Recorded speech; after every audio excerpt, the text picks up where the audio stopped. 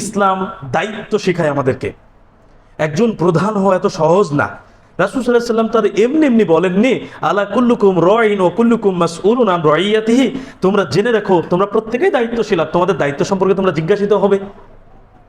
হ্যাঁ, তাহলে আমাদের দায়িত্ব নেই? ঈদের দিন মানে কি হেলাই ফেলাই খালি আনন্দই করব, অথচ আমার পাশে একজন ফকির, একজন মুসলিম মুসলিম মিসকিন অনাহারে থাকবে?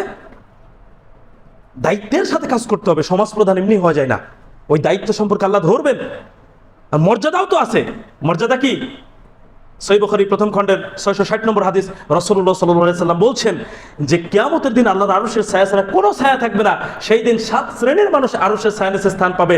তার প্রথম যে ব্যক্তির কথা বলা হয়েছে, আল ইমামুল আদিল, ন্যায়পরায়ণ দায়িত্বশীল, ন্যায়পরায়ণ শাসক, ন্যায়ের ভিত্তিতে যে তার দায়িত্বকে পালন করে সঠিকভাবে, এই ব্যক্তি আল্লাহর আরশের ছায়ার নিচে স্থান পাবে। তো সজাগ হওয়া লাগবে না? সজাগ হতে হবে।